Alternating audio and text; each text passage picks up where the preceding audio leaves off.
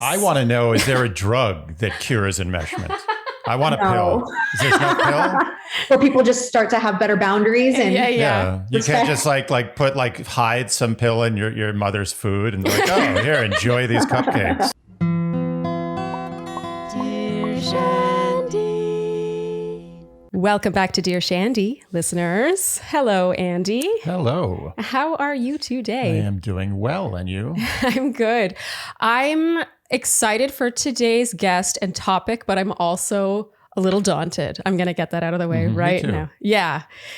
Our guest is very qualified. I'm so excited, but I'm also like, I feel like this one has been a long time coming because pretty much since the day we started this podcast and I told people to submit questions and get their relationship questions. Half of our podcast is us giving relationship advice just as a couple. A lot of the topics of enmeshment and codependency have come up over the last year plus, and I have not felt qualified to delve into those topics. So I've been looking for the right person to help us with that. And our guest today is a psychotherapist and the founder of Alyssa Marie Wellness in Los Angeles. She's a writer, speaker, and educator focused on social justice and mental health. Her writing has been featured in Huffington Post, Elle, Women's Health, Oprah, Respin, among many others. And fun fact, I first discovered her while reading an article she had contributed to on enmeshment. Wow. And so I wrote her and I was like, hey, you seem to know what you're talking about. Thank you so much to Alyssa Mancao for joining us today all the way from LA. Thank you for having me. I'm excited to be here with you guys today to talk about these topics. Yeah, some heavy hitters today. Yes. Yeah. I'm curious, in your practice, is this a common theme? That actually wasn't on my question list, but I'm just curious to know if you see this a lot. Mm-hmm. Me too. Yeah, absolutely. And oftentimes when people do come to therapy, it's because of the lack of boundaries that they're experiencing in their relationships, often with a loved one or with a family member. So this is not uncommon. So if anybody's experiencing enmeshment, there's nothing wrong with you. It happens. Yeah. I think most people don't know what enmeshment is, but they themselves are enmeshed, unbeknownst to them. And I think a lot of people will say that everyone knows codependency. That's thrown around all the time. But you don't hear enmeshment much. And I think people who think they're codependent might actually be enmeshed and not even know that. Well, that brings me to my next question. But before I get to my next question, it's funny you say that because when we first polled our listeners over on Instagram, I said enmeshment and boundaries. And 90% of people were like, finally. And 10% were like, what's enmeshment? So, Alyssa, before we get going, for anyone who isn't familiar, could you first define enmeshment? And then this is a two-part question. My second question is, are emotional incest and codependency the same thing? And if not, what are the differences? So enmeshment it's a term that is actually used to describe a parent-child relationship and wherein there are no boundaries between the parent and the child. And the relationship boundary lines are really blurred, where the parent is kind of using the child as their best friend or an emotional support system. Right. So that's mostly what enmeshment is. Okay. To answer your second question, there is codependency within emotional incest. Okay. Emotional incest specifically refers to when family members are using each other for just like surrogate companionship that a romantic partner is supposed to fill. Oh. So enmeshment and emotional incest are more kind of like one and the same. Okay. Whereas codependency are behaviors within those things. Oh, that's interesting. So enmeshment is specifically parent-child. Yeah, that's how the term was originally coined. Oh. But you can see enmeshment in other relationships too. It's used to be described in other relationships too. All right. So quick question before we get into enmeshment specifically. This came up a lot. Enmeshment relating to attachment styles. Do you find that discussing attachment styles in relation to enmeshment is helpful? Like, for example, do you notice that someone who is anxiously attached typically is the kind of person who might find themselves in an enmeshed relationship? Or is that just an assumption that I'm making? fair assumption. No, I think you're onto something. When we talk about attachment styles, it's the way that we relate to other people, romantically and platonically. And our attachment is rooted in our childhood experiences. So people who are anxiously attached do tend to find themselves more overly involved in their relationship due to fears of abandonment, due to trying to control the outcome and not wanting to lose the relationship that they're in. And people who are anxiously attached oftentimes have a hard time regulating their own emotional state. So it's kind of like if they can control the relationship, they can control their own emotional state. Got it. So it's sort of like a safety blanket in a way. Yeah, it is. Even if it's not the healthiest. Absolutely. Interesting. Okay. So I'm curious to get your experience, having a practice and seeing patients every day. I don't know if this applies anymore because I feel dumb. I didn't know enmeshment was only parent-child. So that's how it was originally termed. Okay. Yeah, that's the origins of the word. Because I was going to ask what you have found are the most common types of enmeshed relationships. Like, does it tend to be parent-child or any other kind of family dynamic or like in-laws? Like, just what have you seen the most of? I think that it actually is pretty even across the board. Parent-child. I noticed that enmeshment oftentimes can become really problematic if, let's say, you're married or in a monogamous relationship and your partner's really enmeshed with their parent. Right? So it's like, your partner's really enmeshed with their parent and it feels like you don't have anybody on your side and those boundaries are really blurred. And it's like when the parent is upset, your partner is upset, and there really is no distinction between the parent and the child. It's like, almost like they're one person.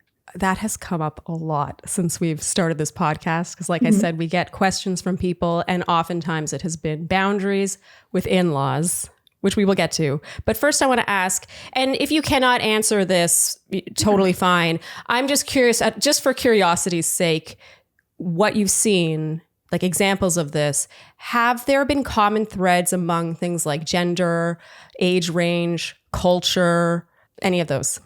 That's a good question. I can't really speak to that, but I will say in some cultures, there is enmeshment that happens, but it's not coined as enmeshment. So a lot of what we're talking about is mostly kind of like within what is accepted and not accepted within Western culture.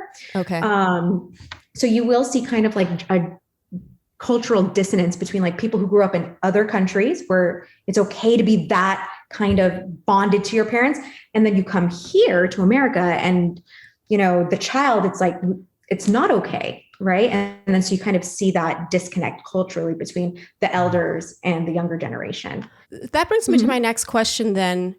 Is enmeshment really, like, is the health level of a relationship that, let's say in Western culture, is objectively described as enmeshed?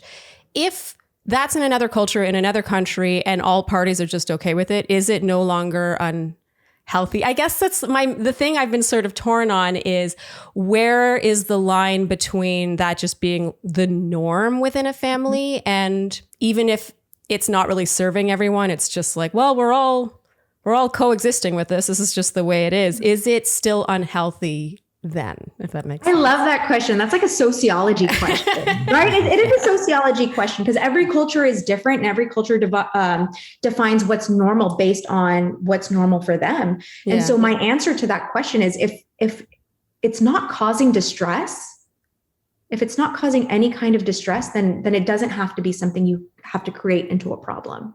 Ah, okay. It seems like it's always probably a problem for the son or daughter involved. Well, but it doesn't necessarily manifest. It's like a problem that you live with. Like if you have like some sort of, like a really bad stomach when you eat, spicy food. Yeah, and you just know take that's a lot how of it is. acid, you deal with it. Yeah, I find that interesting. It's fascinating to consider because, let's say the child, and of course that enmeshed relationship might impact all of their future relationships and just their whole life. But if they don't know any different, for example, if they've never had a stomach that they don't need to use antacids for, right? It's just funny to consider that like you said, like the norm is it's like a moving target, really.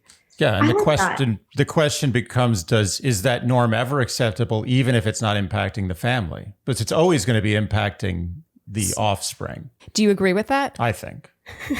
Let's ask the professional. Yeah, no, that's just my opinion. My answer to that is going to be, it depends. So I'm Filipino, right? And culturally, there is a lot of family closeness. And so I think that if it doesn't, so I'm thinking about my own family, right?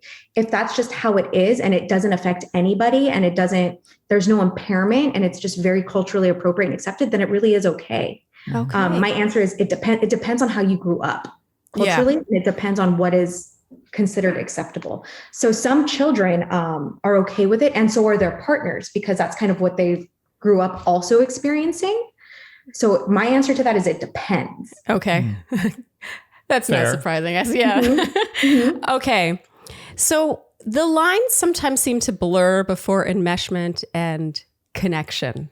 Ooh. Like, I'm sure a lot of people who are on the side of the enmeshed relationship that are maybe driving forward that relationship or causing it to be as enmeshed as it is would argue that they just want to be connected. Can you give tips for anyone listening on distinguishing the difference between the two? Yeah. And in addition to tips, I'm going to do some reflection questions because I like that. Great. Right. So it's like, does my happiness depend on the relationship? Does my happiness change if this person is unhappy? Do I feel like my worth and value as a person are dependent on whether this person is validating me in this moment? Right. So those are questions you can ask yourself to just assess levels of enmeshment. If your answer is yes to any of those questions, like, yes, my mood drastically shifts if the relationship isn't going well, or yes, I'm kind of like hanging on by a thread just to see if this person is going to text me back or reply to me, right? Then you can kind of assess just like how codependent you might be in a relationship. Connection has boundaries. Connection is, we can be vulnerable, we can be intimate. And I also recognize that I am a separate person from you. I recognize that I'm a separate person outside of this dynamic. Yeah. And that my mental health isn't hinging on whether or not you are going to interact with me today or how you're going to interact with me today. And so I guess when it's like a parent-child relationship, I assume it's usually is it usually the parent, the one that's enmeshed, or it is? Yeah. Okay. Because they're the ones with the power. Wild guess. Yeah. Oh yeah. Okay. I didn't even think about that. How power plays into this. Mm-hmm. You're raised and that's the norm. Okay. And we're going to also have to talk about guilt. Yes, definitely. I feel like I know nothing about.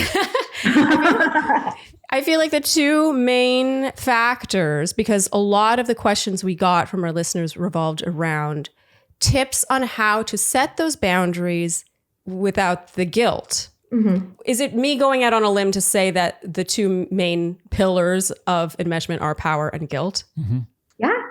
Yeah. Okay. That sounds about right. Okay. Yeah. Yay. You did it. Okay. So what advice would you give to people on navigating guilt? Or is it just a natural part of it? Like you have to just suck it up? So with that, I have another reflection question. Is like, it's the first thought that came into my mind is it guilt or is it discomfort?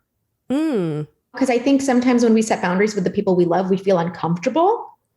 And then we misinterpret that as guilt. Like, okay, so if I feel uncomfortable, that means I'm doing something wrong. Okay. Right? Because guilt is kind of like a feeling associated with doing something wrong. Yeah. But are you doing something wrong by setting boundaries?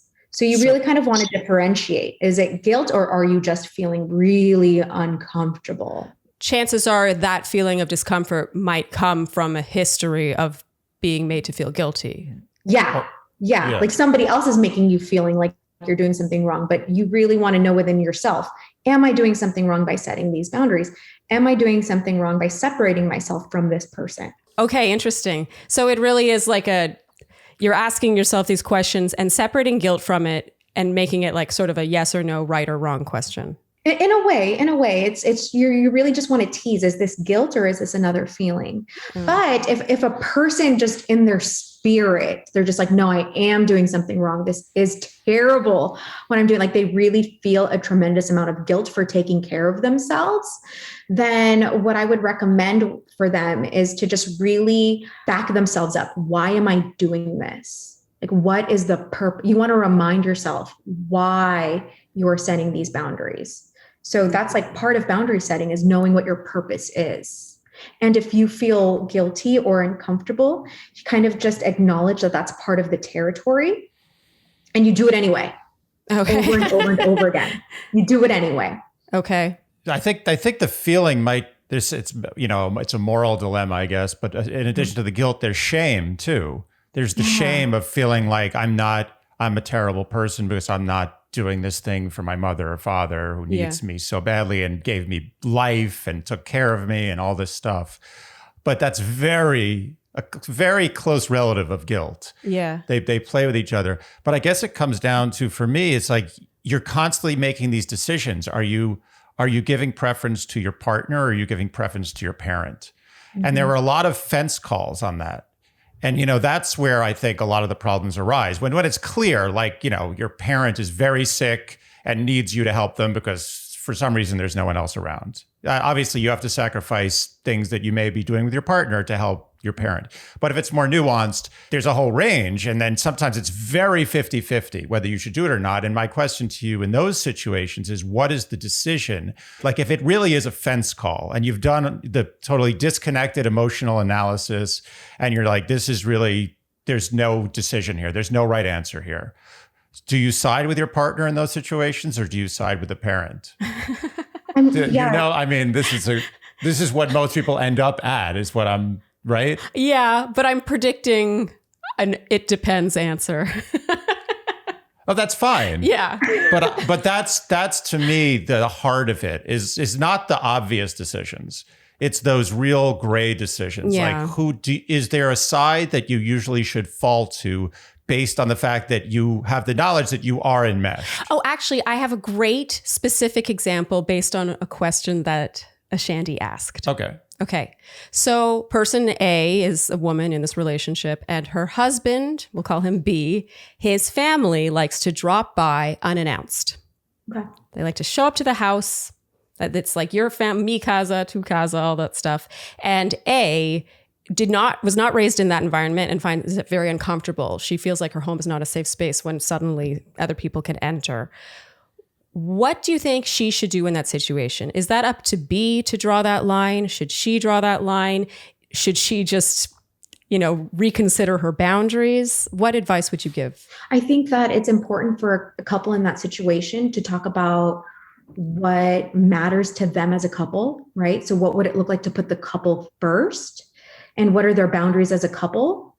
I think it is up to B to draw those boundaries with his family, because if A draws the boundaries with his family, then that might cause a little bit of resentment from B to A. Yeah. Right. So it's important for B to back up A in this kind of decision making, but for them to also understand each other, because this is a cultural difference. They grew up differently. Their family cultures are different. And it doesn't always have to be black and white like that. I'm wondering if there's like a gray area that they can come to. So it's not just like your family can come whenever, or they have to call 48 hours in advance every single time. Yeah. Like, I'm just wondering if they can come up with something that's like middle. Sundays. Sundays are open door day. Something like that. Yeah. Or it's like, they really just can't do it in the evenings when we're having dinner, or just what is a boundary that feels like baby steps for the both of them. Okay. So because we got a lot of questions from adult children who feel like, or are all too aware that they are their parents', whether plural or singular, world. Like they're their parents' everything. And that's a lot of pressure. Could you describe what a healthy relationship between a parent and adult child looks like? So first of all, I think it is normal for a child and even an adult child to be their parents' world, right? The love that a parent has towards a child is just something that's very unique. But I think it becomes unhealthy when the parents' decisions and mental health hinges on their relationship with their child. So they're overly involved in their adult child's life. They're still treating their adult child like a child. And it's almost like the relationship hasn't evolved, right? So signs of healthy parent-child relationship looks like a healthy amount of space away from each other, being able to communicate your feelings with your parent and having your parent being very understanding of those feelings versus telling you how to feel or dictating the way that you should feel. And it also looks like just having very clear boundaries around what's appropriate and not appropriate in the relationship. And it's being treated like you're an adult. It's your parent recognizing your autonomy and your individuality. Because a key factor in enmeshment is that there is no individuality. So I have so many directions I can go in based on that. Let's say, again, these are questions we got, and I wasn't sure which ones I would use, but because you brought it up in that way, let's say the parent does respect the child's autonomy. Yes. And does treat them like an adult, but there is a lot of guilt. Like whether or not the child asks themselves, like, yes, this is right, this is wrong. Like it's totally healthy for me to set my boundaries. They do that test. Let's say they are receiving considerable guilt from their parent. Even though there is, they do allow them to live their lives, but a lot of the choices are met with disapproval or guilt. How would you tell that child, that adult child, to address this? Like what are some practical tips on beginning the process of separating that? So there's some different steps to this. The first step is identify what your boundaries are. Okay.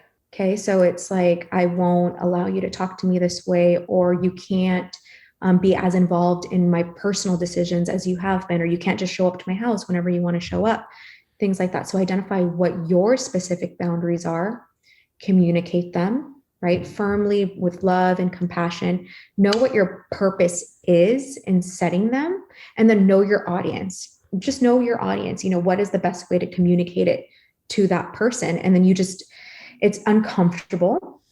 It's difficult, but you do it anyway. And the most important part is, how are you going to honor your own boundaries? So what are the consequences if this person doesn't follow what you're saying? What are the consequences if this person continues to violate your boundaries?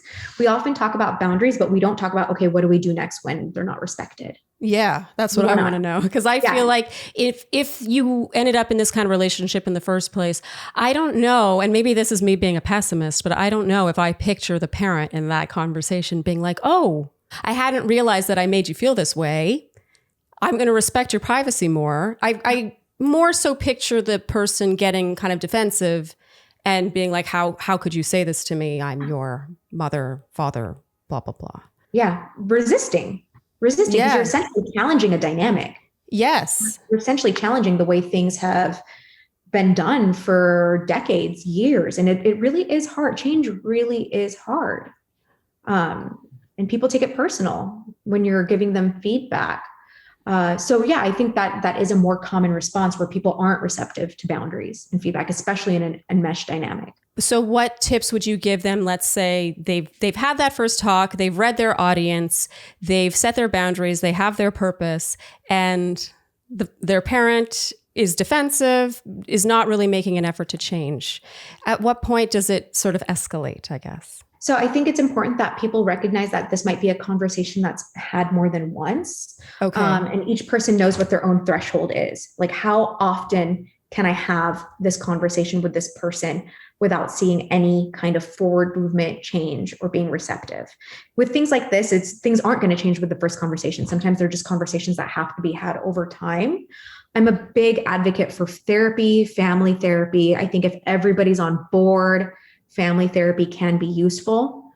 And if you continue to feel that there's resistance towards your boundaries, then honoring your boundaries might look like spending less time with that person, decreasing interactions, phone calls, like literally removing yourself in a healthy way to protect your own kind of energy, not putting yourself in situations where your boundaries can be violated.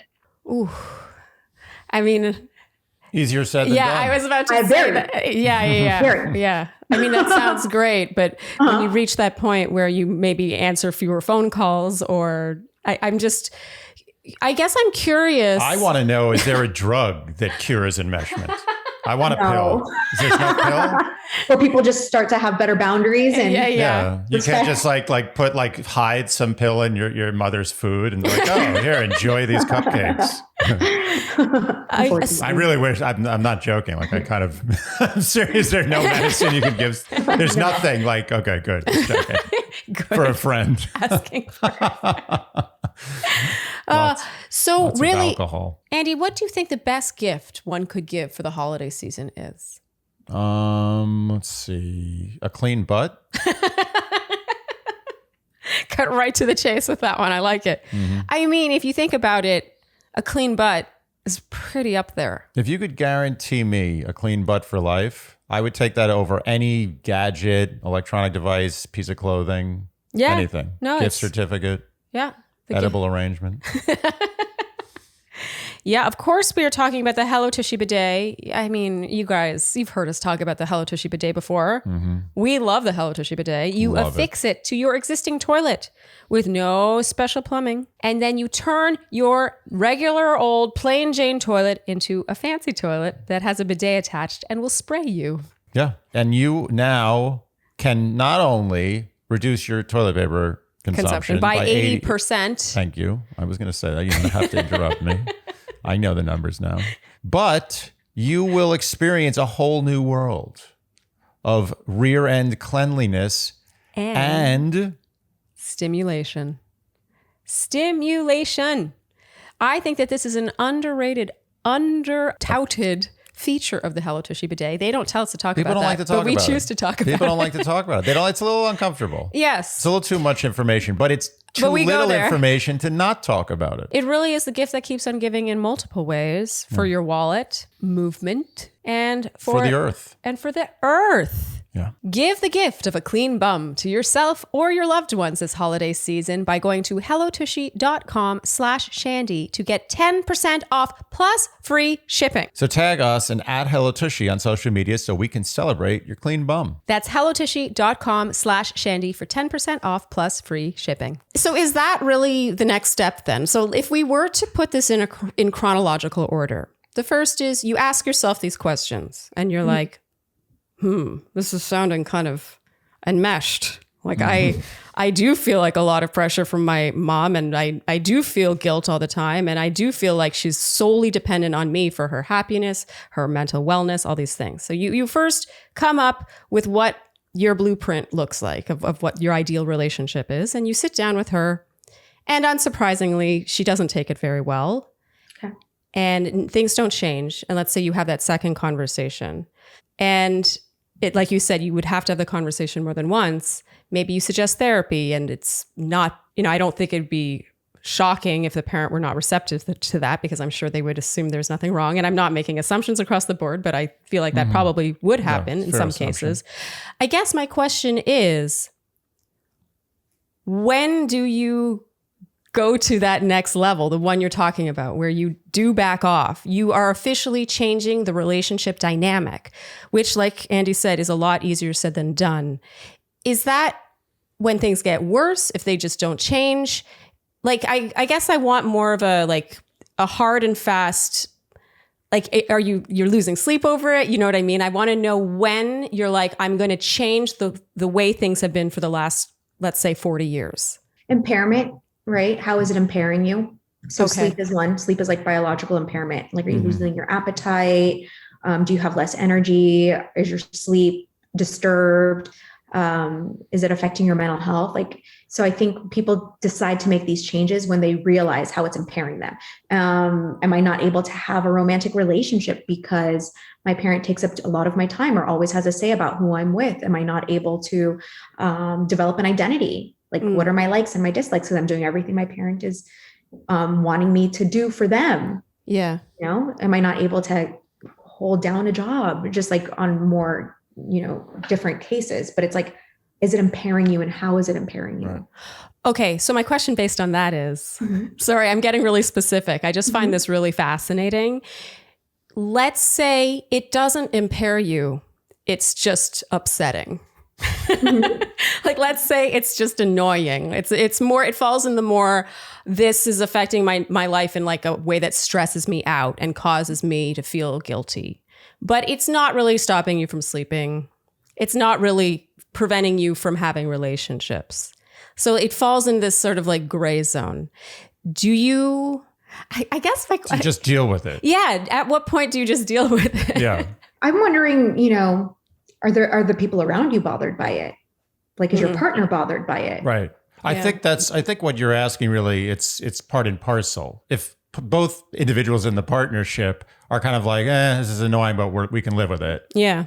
So neither one is like really losing sleep over it. That's I think what you're asking. So, okay, that brings me to, this is more of a sociological question, which is, are some relationships just annoying? Like, are some just like not as rewarding in the way that you would like them to be in life? And that's just something we all need to accept. Yeah. Oh man. Yeah. Oh, that was a big truth you just dropped. Yeah. But I think a lot of them fall into that category, unfortunately. And you just have to kind of learn how to fine tune it as opposed to making like butcher knife decisions. Oh man. With a lot of things in life. My question to you is, with enmeshed parents, is there often a pattern of them not fostering a lot of outside relationships, like friends and, you know, other extended family members? Like when they're enmeshed with their child, is that often accompanied by a lack of enmeshment with actual people they should be enmeshed with? Yeah, or a lack of attachment. Or not. I'm using the word enmeshed stupidly. I'm saying, is there a indirect relationship between the intensity of their relationships outside of the enmeshment? Yeah. So with parent-child, it's usually because whoever their romantic partner is, right? The child's other parent, there's a disconnect there. Oh. So it's usually coming from a disconnect with the other parent. Like it usually comes from feelings of loneliness. So oftentimes you could see it either way, right? It's like they do have friends or they do have support systems. Some people don't. But the root of it is feeling lonely. Oh, okay, that makes sense. So it's like feeling really lonely, and usually lonely in their romantic relationship. So then they develop kind of like an emotional bond with their child that replicates what they should be having with a romantic partner. So is this more often than not rear its head in situations where a parent is either passed away or gone, completely gone, or the marriage is sort of rocky? Yeah. Okay. Both. Okay. Yeah. The person can be present, not present. It makes perfect sense. It does. And it's fascinating. They're trying to fill a void with their child. Yes. Oh man. So I will agree with that statement. It's a void that's trying to be filled, and it's happening on a very subconscious level. It's not like consciously, I'm going to turn you into my emotional partner, right? People aren't really thinking that. It's very subconscious. Right. And then what is the response any different if the parent, let's say, tragically lost their loved one and they really are, you know, it's a wound and they need support? Is that kind of a different scenario where you might have to have like a little extra compassion and kind of accept certain wrongs in the enmeshment relationship that you ordinarily would say, no, you cannot do that. I draw the line there. You see what I'm saying? I'm so is there glad an you're exception for that kind of situation where you have to tread a little more lightly, because putting yourself in their shoes, you're like, wow, I might do the same thing. So I have to just be a little more compassionate here. When grief is at play. Empathy and grief. Right. Yeah. I'm curious too. Is there a different path there, or is it kind of, you just have to? I think that's okay. Okay. I think that's okay to kind of step up and be like, let me be there more for my parent and do maybe some of the things that my other parent was doing. I think that that's okay to do. There are some factors you want to take into consideration, like how old is the child? You obviously don't want an 8-year-old kid stepping up and, you know, things like that. Like how old is the child? I'm assuming an adult child. Yeah. All my questions relate to an adult child. Yeah. Yes, I think that's okay. You just want to be mindful of frequency and intensity. Mm-hmm. It's all on a continuum. It's all on a spectrum. Because it's a slippery slope. If you allow a little bit in, it might just become fully enmeshed before you even know what happened. Mm-hmm. Yeah. And my next question based on that is, let's say that's been going on for 10 years, 15 years. Is it still okay? If it's tied into the empathy, the grief, the wanting to step up in that way, let's say that goes on for 10, 15 years, would you still say that should be handled in the same way? Or is that kind of the burden you take on? Is there a bereavement period and then it ends and you're like, okay, back to non-enmeshment? Yeah. My question would be like, if I were to see this person in my practice, it would be, does it bother you? Are you able to hold relationships outside of your relationship with your parent? Are you able to do things? How much time is this taking up for you? Mm-hmm.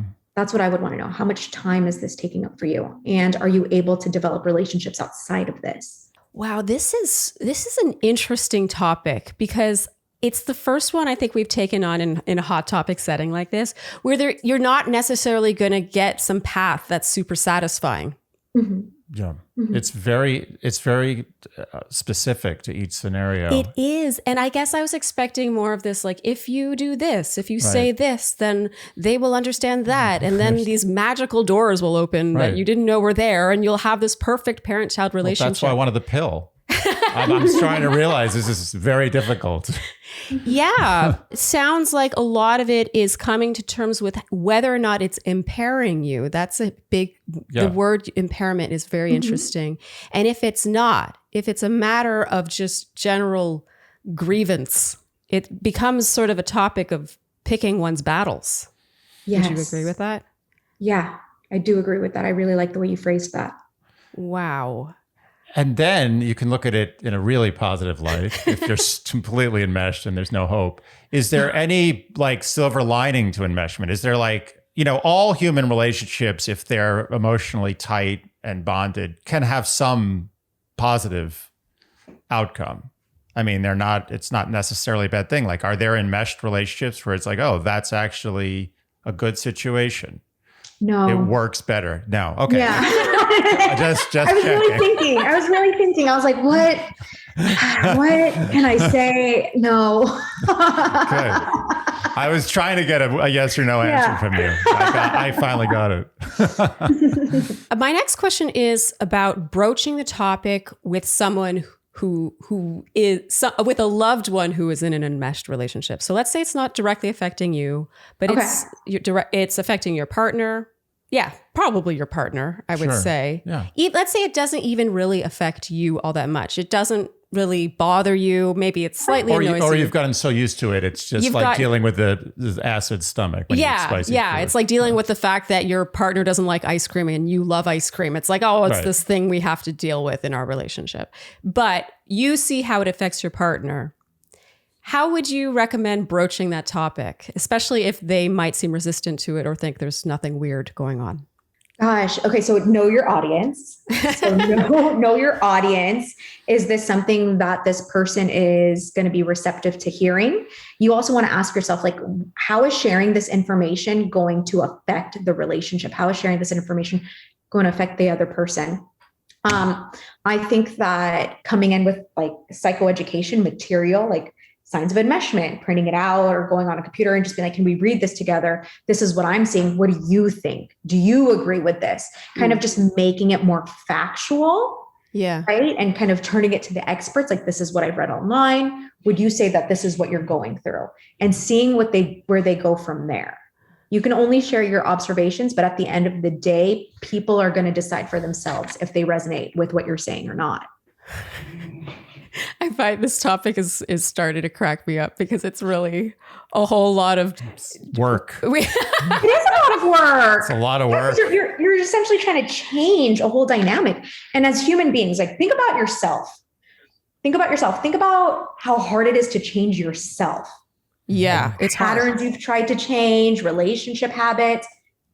Okay. So now imagine trying to change somebody else. It's already really hard. Right. Oh my God, that's a big truth you just dropped. Yeah. People always say, don't try to change your partner. Like, don't marry someone because of who you think they can become. You want to marry the person as they are now. Right. Don't bank on changing them, basically. But I think secretly a lot of people want to change other people. That's just sort of how we all are. Sure. But you're right. Changing yourself is next to impossible. Yeah. And changing other people is literally impossible. Never been done. So I guess my next question is based on that, on how hard it is to change.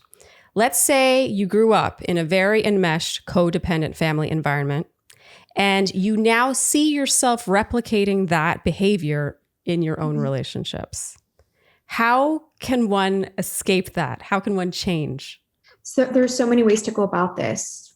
Aside from therapy, maybe you want to learn about attachment styles. Maybe you want to explore your own childhood patterns and just increasing that awareness. And then you also want to be able to just rebuild your own emotional independence. So really kind of recognizing when you're depending on somebody else for happiness, and then learning ways to make yourself happy. Another thing about enmeshment, right, is like if the other person isn't happy with you or they're in a bad mood, you tend to be unhappy or in a bad mood too. So it's almost like your mood depends on that other person. So one thing you want to do is learn how to self-regulate. Learn how to, like, okay, I'm feeling anxious, I'm feeling nervous. What do I need to do to calm down my nervous system? So I'm not looking at this person to calm me down. I can find it within myself. So you want to learn skills to self-soothe. I think what you said about, just sort of regulating your emotional response is interesting, because what if you just said, no, I'm not going to feel bad about this. I refuse. And you genuinely get to a point. I know you can't do that on a dime, but you teach yourself, like, this is my gut response when this thing happens. I feel guilt or shame or moral bankruptcy or whatever it is. And I'm like, I'm not going to feel this way. I'm not going to feel sad. I'm not going to feel stressed. I'm not going to feel guilty. I'm just going to go about my business as if nothing happened. Can you train yourself to do that? And is that okay? You can train yourself to do that, and it is okay. You can have empathy and boundaries can coexist. Unconditional love and boundaries can coexist. So yes. I think, you can absolutely train yourself to do that. It takes a lot of practice and just learning where you end and the other person begins. Mm-hmm. It sounds like what you just described is setting boundaries. Mm-hmm. Right.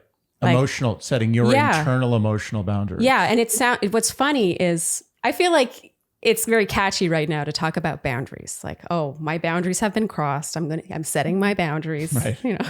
What are you actually It's like, doing? here's my little fence around me. Here are my boundaries. Right. But what you just described, which actually is very challenging, to force yourself to be like, I don't care, or to force yourself to feel like you don't care, rather, and be like, I will not let this guilt affect me. I am going to change the way this relationship is.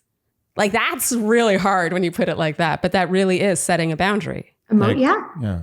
It's definitely. I would even just reframe it. I would tweak it just a little bit. You can still care, right? Because we're human. Mm-hmm. You can still care, but you're not going to carry it anymore. Right. Oh, yeah. That was a meme right there. Well, that yes, it was. But that in itself is work. It's like another layer of work. Is to be able to both exist in the caring, but not feeling like you care. Space. And that's kind of that's a real Zen place to get to. So that's another layer, but that makes sense.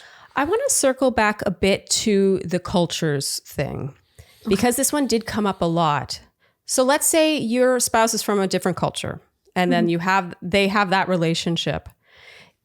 If I'm to apply, what we've been talking about for the last 35 minutes to this question now, I guess what I want to know is what percentage of it is you have to just accept that relationship for what it is, because that's their culture, and maybe come to terms with whether or not it's impairing you. Mm-hmm. And what percent of it is that? And what percent is, no, it's still worth it to make a change, to possibly put a rift, whether between you and your in-laws or your spouse and their parents, in order for a certain level of comfort? That's a tough question. That's going to be a depends question. I know. It is. Yeah, it really, I can't give you a percentage, but I can give you just like a question. It's like, well, what does your partner value, and what do you value? Do they value family relationships first over the romantic relationship? Right. So you want to make decisions based off of what you value. Also, buyer beware, Mm-hmm. Wow. Yeah, that's a good point. Yeah, don't get into where it's culturally totally normal for this enmeshment to happen, and then complain about it after you knew it right out of the Yeah, that's actually a good point. I mean, you can kind of see why a lot of people only date or marry within their culture. Yeah. I mean, I'm not saying that that's what one should do. I mean, we're from different cultures, but it's still, you can see why. It makes family relations a lot easier. If what you want is comfort. Oh, that's so interesting. Mm-hmm. Okay, last question. And these are special cases. So one we already touched on, and that is loss in the family, or when there's grief involved, basically. Let's say the person who you want to become unenmeshed with threatens self-harm if you don't compromise your boundaries for them. It's so tricky, because there's a lot of that does happen in codependent relationships. I'm going to hurt myself if you leave. Yeah. Right. Right. And then the person who's trying to leave is like, okay, I feel guilty. It's my role to make sure you're okay. So I'm going to stay. And then it's a cycle. Yeah. Right. So it does get really, really tricky. And I think it's important when somebody threatens self-harm, then do you feel like it's your responsibility to tell a loved one, like one of their loved ones, like, look, I'm going to leave them and they're threatening to hurt themselves. Can you go stay with them? Can you go check in on them? Can you make, so it's like, it's, you're still being responsible with this information, but staying solely because of that, further drives the codependency and the enmeshment in the relationship. Yeah. But that's codependency between partners. What about enmeshment with a parent who threatens to hurt themselves? Is that the same situation? I would recommend the same thing. Yeah. Who is their support system, or who is somebody that lives nearby? And can you say, this is what's happening? Okay. Yeah. So basically it's kind of like kid gloves. Like, okay, I'm going to take your threat seriously and involve other people. And I guess that also sort of forces the situation, because you are forcing them to accept support from other people. Yeah. I don't think somebody threatening that should be a reason why you stay in a situation that is chronically impacting your mental health. But if somebody says something like that, then it is okay to say, okay, well, I'm telling so-and-so, or I'm calling, okay, well, I'm still leaving and I'm going to call the police or whoever to make sure that you're like doing a welfare check to make sure that you're okay. That's the genuine high road, I think. That's the real high road, is when you actually say, I'm not going to address this, I'm no longer in this situation, but I'm going to find someone else who can help you.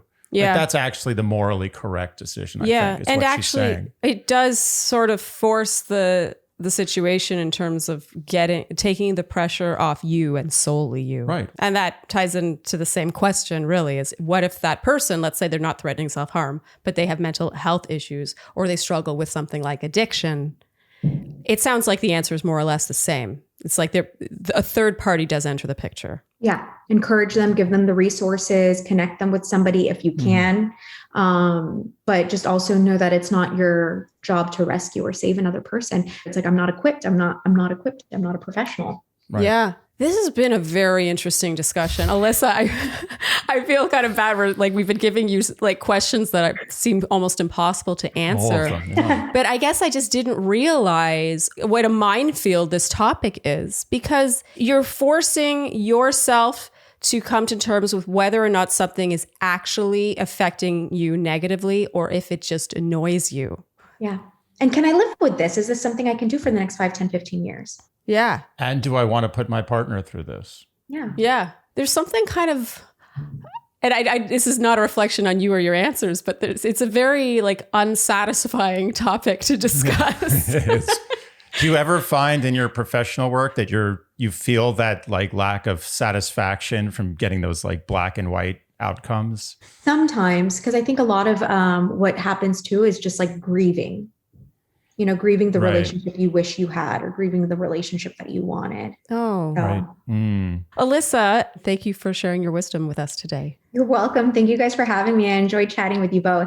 Great. And if you ever want to get more business, just go to like any Jewish mixer and it will have everyone will be like, what?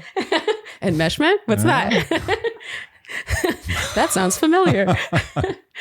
Okay, Alyssa. I'm allowed to say that. I'm Jewish. Okay, Alyssa, thank you so much. Have a great night. Thank you. You too. Bye, guys. Bye. Oh, man.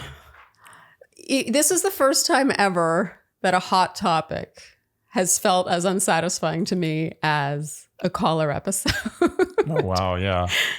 Yeah. She was really great, but there's no hard answers for this stuff. It's really person specific. It's everything is specific to whatever the situation is. I guess what I was expecting was for there to be more of a right and wrong. Like, it's wrong when you have this kind of relationship. But even then it depends, because if you're both content with it, and if that's just sort of your normal, then it's not wrong. And then another example I was thinking was there would be more of a hard and fast, these are the signs, and then it should be dealt with like this. But let's say you're met with resistance. I guess I was not expecting it to come down to impairment in the way that it did. Like, basically what she's saying is it really impairing you, your mental health, your lifestyle, your ability to have relationships, your ability to live as an autonomous adult?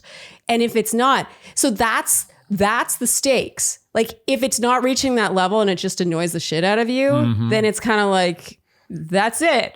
Like I wasn't expecting that. Well, it's like instead of curing a cold, it's like living with an illness as opposed to just, taking some antibiotics and getting rid of a bug. You're right, actually. It's living with something that you have to maintain and treat on the regular. And it probably is a pain in the ass sometimes. Well, the difference is between enmeshment and codependency is with codependency, you can just say like, bye, and that's it.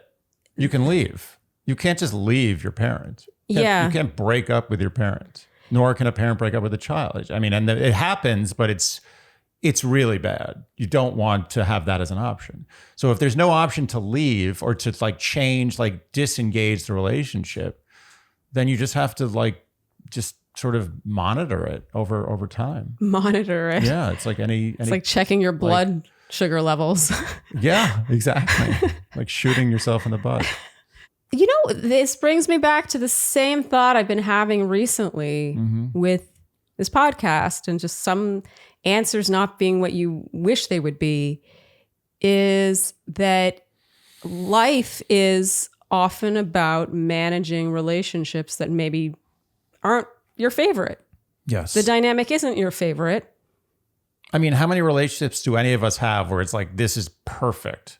You know what relationship that is? Relationship with your cat or your dog. Oh, man. Or your turtle or whatever you fancy as a pet. But really, the only relationships we have that are perfect are relationships with pets. I guess human relationships are always problematic, even the best ones. Everyone's always like, oh, my marriage is great. It's so wonderful. My kids are great, but it's work. I mean, it's a lot of work. Yeah. It's like, yeah, it's work having a dog, but you get used to it. It's like, who cares? I have to clean up poop and I have to, tell it not to bite people. Like, big deal.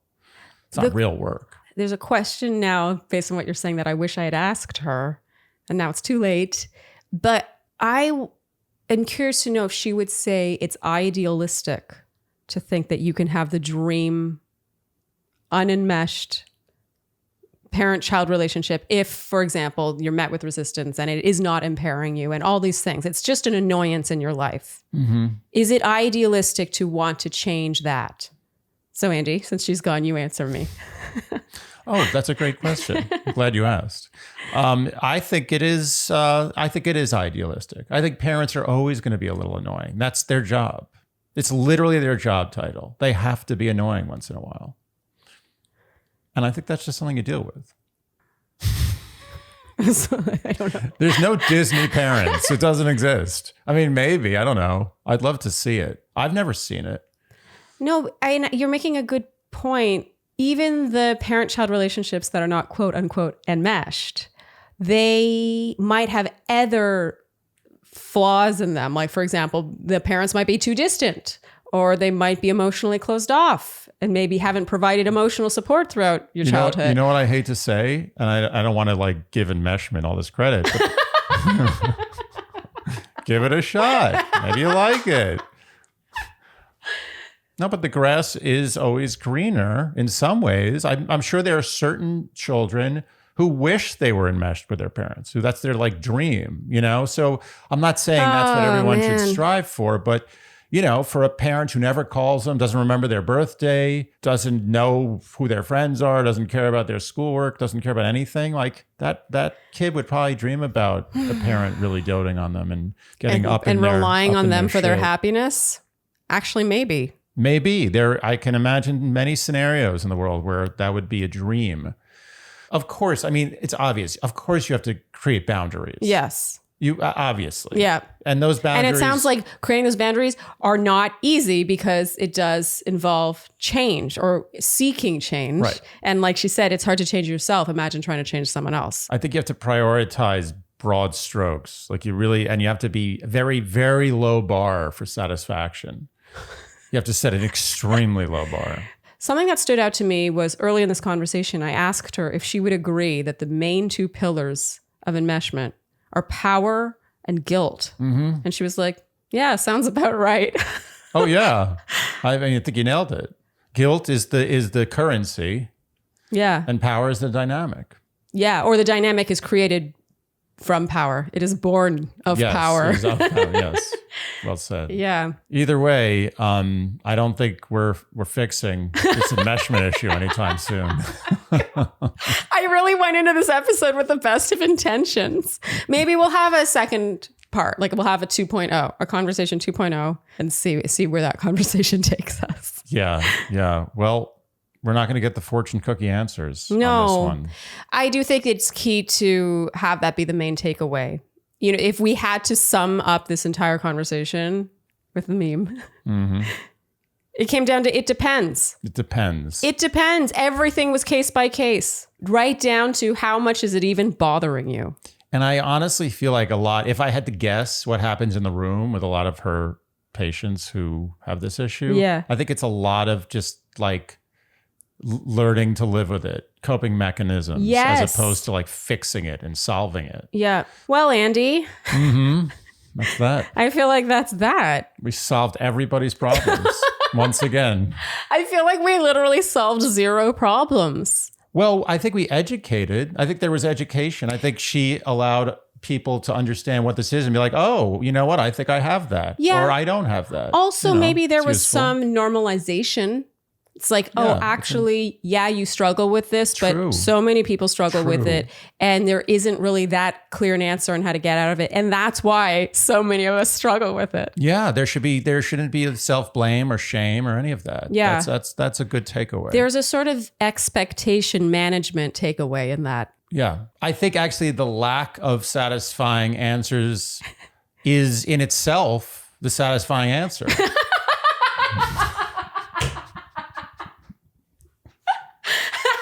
Nailed it.